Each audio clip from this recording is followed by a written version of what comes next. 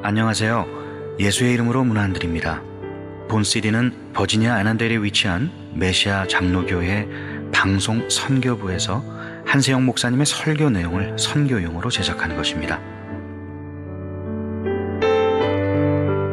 설교를 들으시고 예수 그리스도에 대해 알기를 원하시거나 예수를 믿고 신앙생활 하시기를 원하시는 분은 교회 전화 703-941-4447로 연락해 주시면 성심성의껏 도와드리겠습니다. 한 주간도 평안하셨습니까? 지난주는 우리 교회가 전교인 수련회를 했죠. 등록한 인원은 별로 없었는데 가보니까 많이들 오셨더라고요. 놀러 간다고 생각하지 말고 사명감으로 가자고 말씀을 드렸더니 정말로 많은 분들이 오셔갖고는 한 200명, 한 3분의 1가량 이렇게 오셔서 우리 같이 즐겁게 좋은 시간을 보냈던 것을 볼 수 있는데, 교회가 부흥하려면 몇 명이 필요할까요? 100명, 200명, 2명, 3명, 4명이 필요하다고 합니다. 왠지 아세요? 4명이 필요하기 때문에 그렇다는 것입니다. 4명. 이번에 보니까 젊은 분들이 많이 가셨는데 여자분들이 막 피고를 하면서 집안에서 쌓였던 스트레스를 다 푸시는 것 같더라고요. 공을 막 힘있게 던져갖고 마치고 너무나 즐거운 시간이었습니다. 몸이 회복되고 마음이 회복되고. 그러나 사랑하는 성도 여러분, 여러분 주님 앞에 나올 때마다 여러분의 심령이 회복되시기를 주의 이름으로 축원합니다. 이 시간도 영혼이 회복되기를 축원합니다.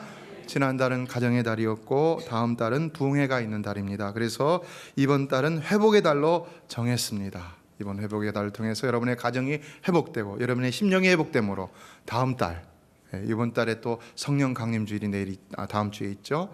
회복돼서 다음 달 부흥의 달에 여러분의 모든 삶이, 심령이 또 은혜가 다 부흥되는 역사를 반드시 체험할 수 있게 되기를 주의 이름으로 축복합니다.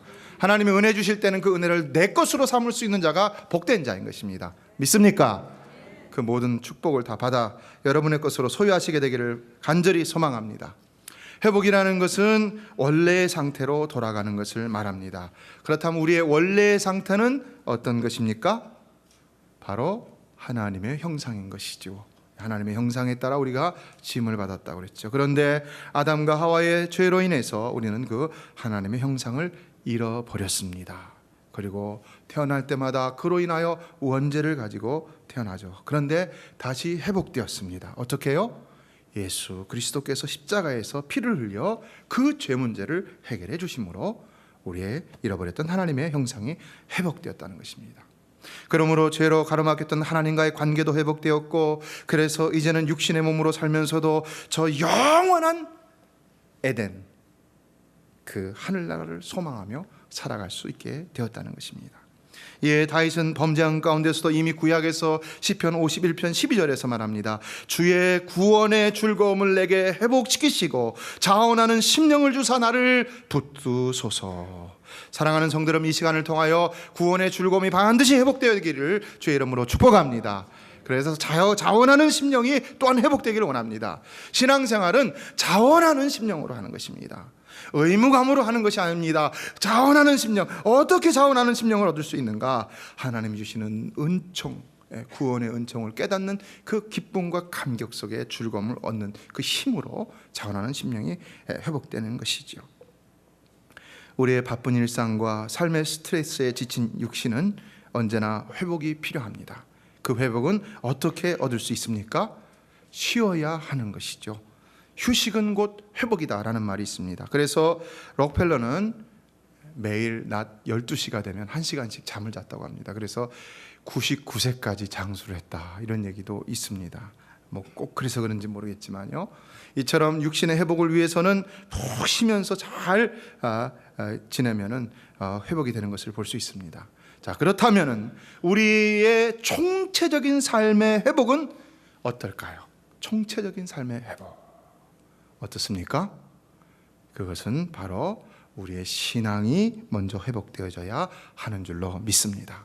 그래서 우리 영혼이 회복되어야지 우리 영혼이 잘된 같이 범사가 잘되고 강건할 수가 있다는 것입니다. 그렇기 때문에 삶의 회복을 위해서는 먼저 그 삶의 문제로 들어가 볼 것이 아니라 먼저 하나님과의 관계를 살펴볼 수 있어야 하는 것이 올바른 신앙인의 자세라는 것입니다. 그래서 필요한 것이 기도인 것이죠. 기도 가운데 하나님 말씀으로 자신을 돌아보면서 하나님 앞에서 죄를 깨닫고 회개하는 것입니다. 그럴 때 하나님께서 우리의 죄를 사하시는데 그 사심이 우리 가운데 확신으로 넘쳐나면서 어찌하여 하나님께서 나 같은 죄인을 이렇게 사하시고 용서해 주시고 은혜를 베풀어 주셨는가, 눈물이 솟아나면서 우리 느끼는 게 뭡니까? 아, 나는 은혜 받았다, 은혜 받았다 그러는 것이죠. 나 같은 죄인이 용서함 받았다. 나 같은 죄인이 용서함 받아서 주 앞에 옳다함 얻음은 확실히 믿기는 어린 양 예수의 그 피로 속죄함 얻었네. 믿습니까? 네. 이 확신이 밀려오는데요, 나 같은 죄인이라는 것이 눈물을, 감정의 선을 탁 치면서 우리 안의 영혼에서 말할 수 없는 샘솟듯한 그런 눈물이지만 슬픔의 눈물이 아니라 기쁨과 감격의 눈물이 흘러나는 것을 경험할 수가 있는 것입니다. 그렇게 되면 우리가 또 담대함으로 우리의 문제들을 하나님 앞에 쏟아놓으면서 간구하게 되는 것이죠. 그런 가운데 하나님이 응답의 확신을 주고 지혜를 주시고 삶의 힘을 허락하여 주셔서 우리의 삶도 회복되는 것을 경험하게 되는 것이지요. 사랑하는 성도 여러분, 영혼의 간구는 역사하는 힘이 많은 줄로 믿습니다. 영혼의 간구는 역사하는 힘이 많은 것입니다. 그 간구가 상식 이상의 결과를 가져오는 것입니다. 그래서 그렇게 간구하고 난 이후에는 담대함으로 행하게 되는 것이고, 또 그렇게 하다 보면은 하나님께서 때를 따라 돕는 은혜로서 우리 삶에 놀라운 기적과 같은 일들을 베풀어 주시는 것입니다.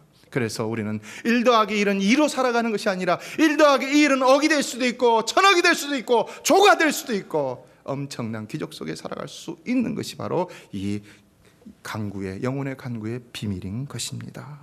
따라서 우리가 우리의 영혼과 삶을 전적으로 하나님 앞에 내어놓는 일이 없이는 우리 삶이 총체적으로 회복되기를 기대하는 것은 쉽지 않다는 것을 알아야 하는 것입니다.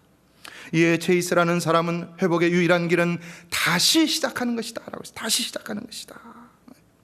웨스트민스터 애비의 그 지하 묘지에 가면은 한 영국 성공의 주교의 무덤 앞에 이런 글이 적혀 있다고 합니다.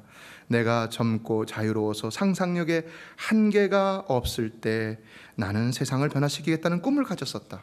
하지만 좀 더 나이가 들고 지혜를 얻었을 때 나는 세상이 변하지 않으리라는 것을 알았다.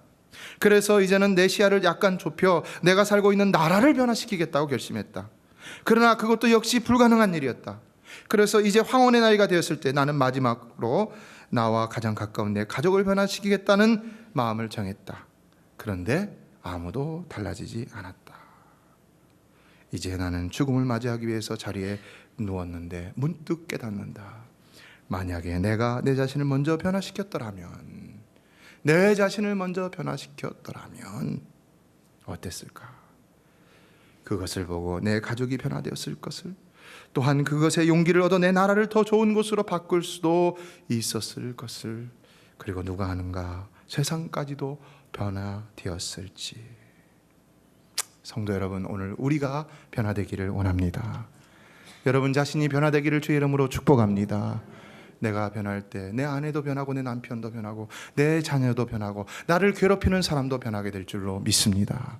내가 변할 때 내 사업도 변하는 것이고, 내가 변할 때 내 구역도, 내 전도회도, 우리 교회도 변할 수가 있는 것입니다. 예, 오늘 본문은 이제 우리가 변화되고 회복되려면 무엇을 해야 하는가 몇 가지를 말씀하고 있습니다. 첫 번째, 그것은 우리는 무엇보다도 여호와를 의지하며 여호와를 의뢰해야 한다는 말씀하고 있습니다. 7절을 다 같이 읽겠습니다. 시작.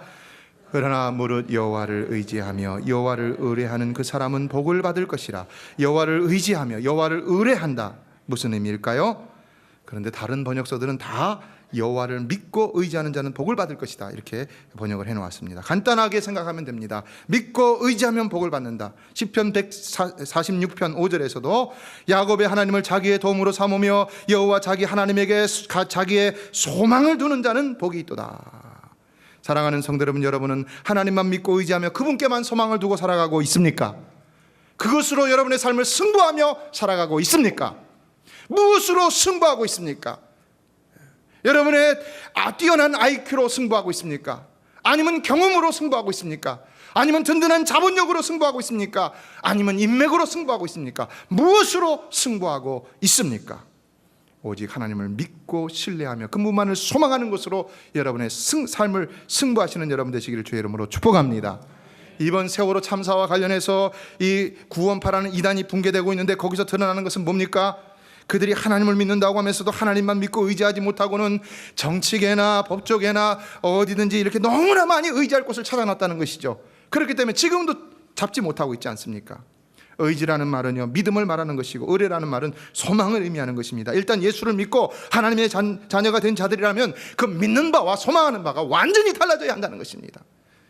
신앙생활은 오직 하나님만 믿고 오직 하나님만 소망하는 것이 바로 신앙생활이라는 것입니다.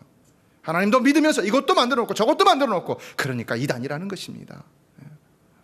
여러분, 우리는 하나님만 믿고 소망해야 할 줄로 믿습니다. 그래서 그분을 걸고 인생을 승부하는 자가 되는 것입니다.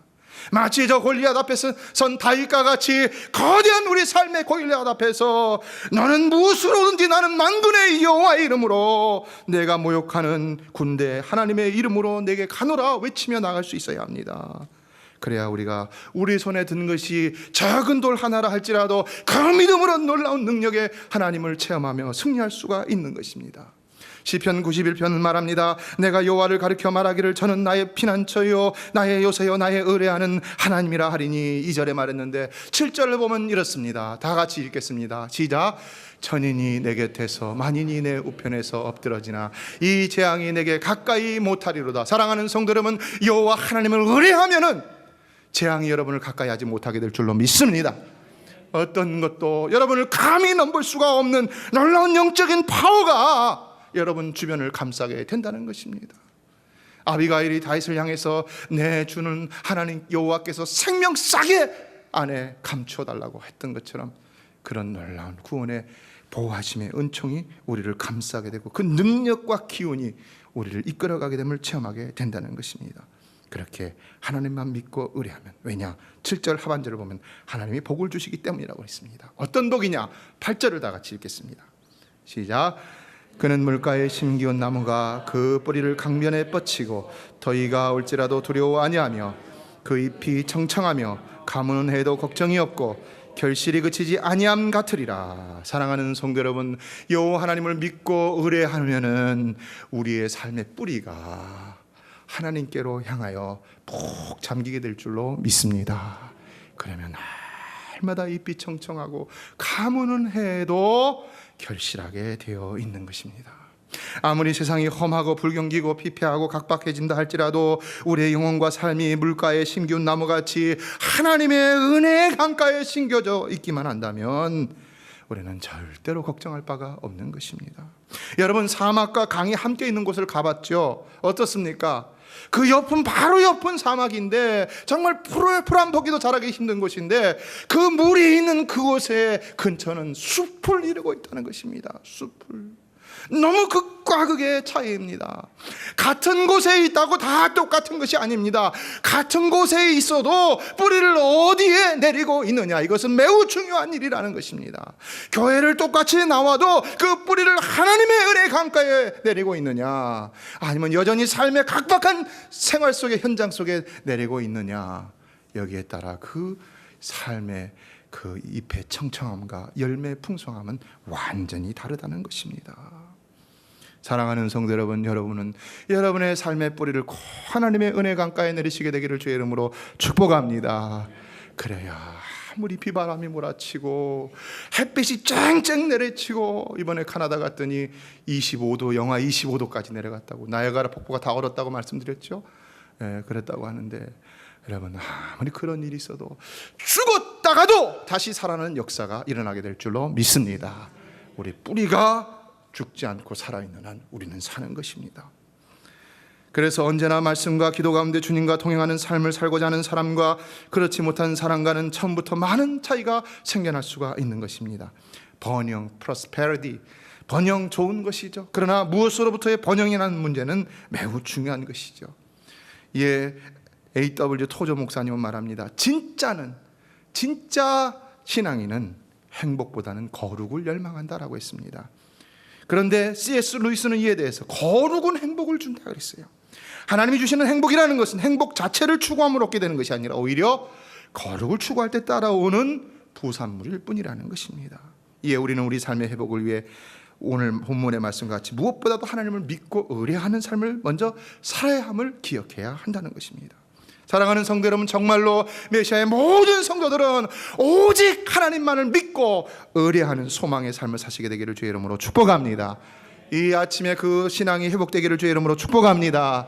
그것이 회복되어져야 합니다. 회복되어져야 합니다. 이 시간도 회복되어지고 날마다 회복되어져야 합니다. 그래야 여러분도 다윗과 같이 요나단과 같이 믿음으로 나가 승리하는 삶을 체험할 수가 있는 것입니다. 요나단이 수많은 블레셋 군대 앞에 벌벌 떨고 있는 이스라엘 백성들, 그들을 바라보면서 어떻게 했습니까? 병기든 자를 따라오라 하면서 나갑니다. 당시 블레셋은 철기 문화요, 이스라엘은 막대기 문화라고 그랬죠. 제가 일부 시간에 그런 말을 했는데요. 지팡이 문화입니다. 지팡이 들고 싸웠어요. 철기를 어떻게 이깁니까? 그런데 요나단은 아무것도 안 들고 나갑니다. 그리고 뒤에 병기든 자가 칼든 자 따라오라고 합니다. 그런데 어떤 역사가 일어납니까? 오직 여호와 이름으로 나갈 때 그 앞에 병기든 자들이 푹푹 쓰러지는 역사가 일어납니다. 그러니까 뒤에 따라가는 병기든 자가 그냥 내리쳐서 죽여서 승리하는 역사가 일어날 때에 사무엘상 14장 15절을 보면 들에 있는 진과 모든 백성 중에 떨림이 일어났고 부대와 노략군들도 떨었으며 땅도 진동하였으니 이는 큰 떨림이었더라. 사랑하는 성도 여러분, 믿는 자들에게는 이런 역사가 일어나는 믿음의 삶을 살아야 할 줄로 믿습니다. 이런 역사가 일어나야 됩니다. 믿음의 사람이 가는 곳에 믿음의 역사가 일어나야 되는 것이죠. 믿음의 사람이 가는 곳에 여전히 불신앙의 역사가 일어나고 nothing, 아무것도 안 일어난다면은 여러분, 우리의 믿음이 과연 살아있는 믿음이라고 말할 수가 있겠습니까? 이런 역사가 여러분의 시험과 유혹의 현장에서 일어나서 사단을 물리치고 영적으로 늘 선한 싸움에서 승리하시는 여러분 되시기를 주의 이름으로 축원합니다. 예, 두 번째로 본문은 우리가 하나님을 의식하며 살아가야 할 것을 말씀하고 있습니다. 하나님을 의식하며 살아가야 된다. 왜냐? 그분이 축복해 주시는 분인데 그 축복은 바로 우리의 마음과 생각과 삶을 철저히 살펴서 하시는 축복이기 때문이라는 것입니다. 10절을 다 같이 읽어보겠습니다. 시작. 나 여호와는 심장을 살피며 폐부를 시험하고 각각 그 행위와 그 행실대로 보응하나니. 여기 심장이란 마음과 동일한 단어를 썼습니다. 마음을 얘기하는 것입니다. 폐부란 콩팥을 의미하는데 어떤 인간의 깊은 내면적인 측면, 마음의 깊은 곳을 비유로 나타낼 때 쓰는 단어입니다. 하나님은 정말 우리의 마음을 주의 깊고 세밀하게 살피실 뿐만 아니라 그 마음 깊은 곳에서 일어나는 모든 내적인 것들도 항상 테스트하시는 분이라는 것입니다. 그래서 우리가 자꾸 마음이 왔다 갔다 할 때가 있죠. 이 안에서 막 왔다 갔다 했어요. 그때 마음이 옳은 곳으로 돌아서지 않고 딱 다른 잘못된 곳으로 돌아서면 어떻게 되는 것입니까? 시험을 통과하지 못하는 것이죠. 그러면 어떻게 됩니까? 범죄하는 자리에 빠지게 되는 것을 볼 수가 있죠. 우리 항상 의식적으로 생각할 필요가 있습니다. 나에게 시험이 오는구나. 이겨야 되겠다. 이겨야지 축복의 자리로 나갈 수가 있는 것입니다. 하나님이 판단하시는 기준은 무엇입니까? 하나님이 판단하시는 기준은 인간의 생각과 인간의 형편이 아닙니다. 하나님의 생각과 하나님의 형편인 것입니다. 하나님의 생각은 어디 있습니까? 다 이 성경 말씀에 있는 것입니다.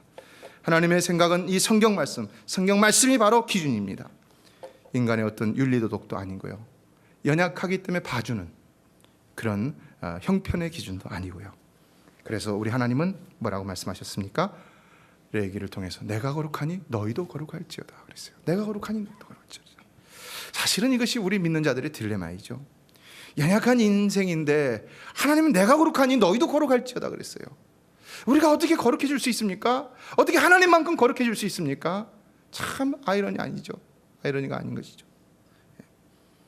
우리가 연약해서 때때로 쓰러지고 넘어지는데 어떻게 하나님의 기준에 도달할 수 있을까? 하나님은 항상 우리의 온전함을 요구하시며 또 신약에서도 보면 그리스도의 장성한 분량이 충만한데 이르기까지 자라나라고 그렇게 말씀하고 있는데 어떻게 해야 될까? 어떻게 되겠습니까, 여러분? 하나님 모르셔서 그럴까요? 그렇지 않죠. 우리에게 중요한 것은 뭡니까? 두렵고 떨림으로 우리의 구원을 이루어 나가는 이 과정이 중요한 것이죠. 멈추지 않는 노력, 헌신, 목표, 소망, 그래서 하나님을 믿고 의뢰하는 것이 매우 중요한 일이라는 것입니다. 그에서 떠나지 않는 일이 매우 중요하다는 것입니다. 이 일에 하나님이 관여하신다는 것입니다. 10절 말씀은. 그래서 노력해야 한다는 것인데요. 사실 보세요, 여러분. 결과는 누구의 권한입니까? 결과는 우리의 노력이 아닙니다. 그렇죠? 우리의 노력으로 한다면 우리는 100점 맞을 수가 없습니다. 결과는 누구의 산물입니까? 결과는 하나님이 주시는 선물인 것입니다. 믿는 자에게 주는 삶의 결과는요. 그렇기 때문에 우리는 오히려 더 과정을 중시해야 되는데 그 과정이 계속해서 그치지 않고 노력하는 과정이 되어야 한다는 것입니다. 따라서 11절은 자고새 이야기를 하고 있습니다. 불의로 치부하는 자는 자고새가 낳지 아니한 알을 품은 같아서 그 중년에 그것이 떠나겠고 필경은 어리석은 자가 되리라. 자고새는 자신이 낳지 않은 알을 품는 습성이 있다고 보고 있습니다. 그러나 그 알은 그렇게 해서 부화가 되었다 할지라도 어떻습니까? 부화가 돼서 좀 자라나다 보니까 아버지하고 엄마하고 자기하고 틀려요. 보니까 저쪽 가보니까 나하고 똑같은 게 있어요. 어디로 가겠습니까? 싹 날아가 버리는 것이죠. 떠나버린다는 것입니다. 뭘 의미하겠습니까? 시작과 과정이 잘못되어 있으면 그것이 언젠가는 반드시 좋지 않은 결과를 낳게 되어 있다는 것입니다. 신앙생활은 결론이기도 하지만 그러나 우리 편에서는 과정을 더 중요하게 생각해야 되는 것입니다. 시작과 과정. 이에 하나님은 그 사랑하시는 자의 잘못함이나 부족함에 대해서 반드시 관여하신다는 것이 10절 말씀이라는 것입니다. 그래서 히브리서 12장에서 보면은 성도에 받는 고난을 전부가 다 징계라고 표현하고 있는 것을 볼 수 있습니다. 징계. 왜 징계라 했겠습니까? 징계라는 것은 잘못했을 때 주는 것이지만 그러나 잘못하지 않았다 할지라도 잘 되라고 또 채찍질할 때가 있잖아요. 그래서 하나님은 어떤 연유에서든지 간에 그분의 우리를 온전케 하시고자 하는 목적에 따라서 우리를 채찍질하시기 때문에 우리 삶에 오는 고난은 모두가 다 징계라 이렇게 표현하고 있다는 것입니다. 이에 히브리서 12장 6절로 7절을 보면 이렇게 말씀합니다. 같이 한번 읽어볼까요? 시작. 주께서 그 사랑하시는 자를 징계하시고 그의 받으시는 아들마다 채찍질하심이니라 하였으니 너희가 참음은 징계를 받기 위함이라. 하나님이 아들과 같이 너희를 대우하시나니 어찌 아비가 징계하지 않는 아들이 있으리요. 사실 징계라는 단어는 그렇게 썩 기분이 좋은 단어는 아니죠. 왜 나를 징계하실까? 내가 잘못한 것도 없는데 나는 가만히 있는데. 그러나 여기에 쓰인 징계를 향한 하나님의 의도를 본다면 어떻습니까? 하나님의 의도는 굉장히 좋은 의도가 있는 것을 알 수가 있죠. 하나님은 친정 우리가 하나님의 사랑하는 자녀이기 때문에 우리를 징계하신다는 것입니다. 자녀이니까 잘못해도 맴매하지만 부족해도 맴매한다는 것입니다. 가만히 있어도 맴매하실 때가 있다는 것입니다. 마치 욥과 같이 잘해도 맴매하셔서 더 잘하게 만드실 때가 또한 있다는 것입니다. 그러나 우리는 또한 하나님의 자녀로서 하나님이 선한 목적으로 주시는 고난을 받는 것이기 때문에 그 모든 것은 반드시 합력하여 선을 이루게 되므로 결코 슬퍼할 필요 없이 이것들을 넉넉히 감당해 나갈 수 있어야 하는 것입니다. 로마서 5장 3절로 4절에서 말했죠. 그러므로 우리가 환난 중에도 기뻐하나니. 여러분의 믿음은 정말로 환난 중에도 기뻐할 수 있는 믿음이 되시기를 주의 이름으로 축복합니다. 환난 중에도. 어떻게 환난 중에 기뻐해? 그러나 나에게 환난을 주신 하나님의 이유를 안다면, 깨닫는다면 기뻐할 수 있는 것이죠. 그때 우리는 눈물을 또 흘리게 되는 것이죠. 환난은 인내를, 인내는 연단을 소망을 이루는 줄 알미로다 라고 했습니다.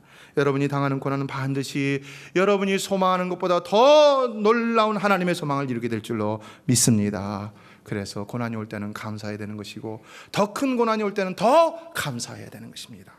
하나님의 이유는 항상 그곳에 존재하기 때문인 것입니다. 그래서 우리는 그때마다 더 하나님을 의지함으로 찬송하며 간구하는 자가 되어야 하는데, 이것이 바로 오늘 세 번째 주는 교훈입니다. 14절을 다 같이 읽겠습니다. 시작. 여호와여, 주는 나의 찬송이시오니 나를 고치소서. 그리하시면 내가 낫겠나이다. 나를 구원하소서. 그리하시면 내가 구원을 얻으리이다. 사랑하는 성도 여러분, 우리는 정말로 날마다 우리의 연약함과 완전히 이루어야 할 그 딜레마 속에서 항상 그 딜레마를 가진 자라면은 고민하는 자가 되어야 됩니다. 정말 신앙에는 어느 집사님이 지난주에 수련회 갔는데 대화를 나눈 중에 신앙생활은 고민하는 거 아닙니까? 그런데 정말 맞는 말씀이죠. 근데 고민에 그치면 안 되죠. 고민하기 때문에 날마다 이 오늘 본문의 선지자와 같이 나를 고치소서 간구하는 자가 되어야 한다는 것입니다. 기도하는 자가 되어야 한다는 것입니다. 여기서 선지자가 주를 찬송하며 기도하는 이유는 뭡니까? 그토록 그분의 놀라운 사랑과 능력의 본질을 깨달았기 때문인 것입니다. 그러므로 그는 하나님을 찬송할 뿐만 아니라 간구하고 있다. 나를 고치소서, 나를 고치소서. 언제 이런 기도를 드릴 수 있습니까? 항상 드려야 되는 것이죠. 항상. 여기 고치소서라는 말은 문맥상으로 보면 물론 잘못함이 있기 때문에 고쳐달라는 것이기도 하지만은, 그러나 잘못함이 없더라도 연약함이 있기 때문에라도 우리는 항상 주님 나를 고쳐 주시옵소서라고 기도하는 삶을 늘 살 수 있어야 한다는 것입니다. 우리는 연약하고 그러나 하나님은 모든 것을 하실 수 있고 그분이 우리를 향하여 사랑과 선을 목적으로 행하신다면 우리에게 할 일은 무엇이겠습니까? 오직 그분께 도움을 구하는 길밖에는 없다는 것입니다. 이 세상 험하고 나 비록 약하나 뭐하면요? 늘 기도 힘쓰면 큰 권능 얻겠네. 다 찬양합니다. 주의 은혜로 대속하여서 피와 같이 붉은 죄는 가지겠네. 할렐루야. 주님의 권능은 한없이 크오니 돌같은 내 마음 곧 녹여주소서. 이것도 기도해야 됩니다. 시편 39편 7절은 그러므로 말합니다. 주여 내가 무엇을 바라리요? 나의 소망은 주께 있나이다. 주께만 있나이다 라는 것이죠. 오직 우리를 판단하시는 분이 하나님이시요, 그리고 그분만이 복을 주시고 그분만이 모든 것을 행하시는 분이라면 우리가 바라할 것이 무엇이겠습니까? 오직 주님밖에 없는 것이죠. 오직 주만이 나의 반석, 나의 구원이시니 오직 주만이 나의 산성, 내가 요동치 아니하리. 그 다음에 뭡니까? 나의 구원, 나의 영광 하나님께 있으니. 여러분의 구원과 여러분의 영광은 오직 하나님께 달려있는 줄로 믿습니다. 그러므로 내 힘의 반석과 피난처 되시네. 이번 6월달 회복의 달을 통해서 정말로 오직 하나님만을 믿고 의뢰함으로 그 뿌리를 세상에서 건져내서 다시 하나님의 은혜의 강가에 푹 담그심으로 인하여서 여러분의 이러한 믿음의 고백들이 다시 온전히 회복되어지고 여러분의 영혼이 새롭게 되어지기를 주의 이름으로 축원합니다. 말씀을 맺습니다. 영국의 빅토리아 여왕이 하루는 유명한 종이 공장, 제지 공장을 방문했습니다. 그런데 공장 안을 보다가 휴지와 걸레같이 너저분한 것들이 산더미처럼 쌓여있는 방을 보았다고 합니다. 깜짝 놀랐어요. 이 깨끗한 종이를 만드는 이 공장에 어떻게 저렇게 지저분한 것들이 있을 수 있느냐? 공장장이 말합니다. 저것들은 깨끗하고 질이 좋은 종이가 될 원료들입니다. 깜짝 놀랐어요. 어떻게 저렇게 지저분한 것들이 그리 될 수 있는가? 그리고 며칠 뒤에 궁전으로 돌아왔는데 며칠 뒤에 그 종이 공장으로부터 아름답고 깨끗한 편지지 한 묶음을 선물로 받았다는 것입니다. 그런데 거기 보니까 이 종이들은 여왕님이 보았던 바로 그 더러운 휴지 조각으로부터 만들어진 종이들입니다 라는 글씨가 써져 있었고 또 이렇게 적혀 있었다고 합니다. 그 걸레 같던 종이들이 아름다운 편지지로 변화되어 지금 여왕 폐하의 궁전에 가 있듯이 완악한 죄인들도 하나님의 은혜로 변화되면 언젠가 주님이 오시는 때에 하나님 나라 궁전에 가 있지 않겠습니까? 사랑하는 성도 여러분, 설령 우리가 정말 쓰레기 같고 더럽고 그렇다 할지라도, 누구라 할지라도 예수 그리스도의 보혈의 공로를 힘입기만 하면 다 깨끗함 없고 저 영원한 천국에, 거룩한 천국에 들어가 영생 복락을 누리게 될 줄로 믿습니다. 그 증거가 바로 예수 그리스도, 그의 피 묻은 십자가인 것입니다. 바로 그를 통하여 하나님은 우리의 죄악을 다 씻겨주시며 이제는 죄와는 상관이 없는 하나님의 자녀로 살게 하셨다는 것입니다. 그래서 그를 만나는 자들은 자신이 죄인임을 깨닫는 동시에 그 죄를 대신해서 짊어지시고 십자가에서 죽으신 그 예수 그리스도를 마음에 영접할 수 있어야 하는 것입니다. 그리고 그를 기억함으로, 그를 믿음으로, 그를 붙들고 하나님 앞에 간구해야 하는 것입니다. 그때 협복의 은총이 주어지는 것입니다. 기도가 어려우신 분들이 있습니까? 오직 눈을 감고 하나님을 바라보며 예수 그리스도만을 생각하시기를 바랍니다. 그리고 그분의 그 흘리신 보혈의 공로를 생각하며 하나님 앞에서 여러분의 죄를 회개하고 그분의 은총을 기다리시기를 바랍니다. 하나님은 분명히 깨닫게 하실 것입니다. 한면 하나님은 분명히 나 같은 죄인이라 할지라도 용서함 받고 저 영원한 천국에 들어갈 수 있는 거룩한 자가 되었다는 것을 깨닫게 하실 줄로 믿습니다. 그때 우리에게는 감격의 눈물이 흐르게 되는 것입니다. 연약할지라도 성령님께서 여러분을 도우실 것이라는 것을 반드시 기억하시고 주저하지 마시고 바로 여러분의 일터가, 여러분의 부엌이, 여러분의 안방이, 여러분이 앉은 그곳이 바로 하나님을 만나는 장소가 늘 되어지게 되기를 주의 이름으로 축원합니다. 메시아 장로교회는 아난데일 236 리틀 리버 턴파이크 선상에 있으며 디자인 안경과 알라딘 서점 옆에 있습니다. 주소는 4313번 마크햄 스트리트, 애난데일 버지니아 22003입니다. 성경은 주 예수를 믿어라. 그리하면 너와 내 집이 구원을 얻으리라 하셨습니다. 이 CD를 들으시는 분께서 예수를 믿지 않으셨다면 꼭 예수를 믿고 죄악된 세상에서 구원을 받을 수 있도록 기도하겠습니다.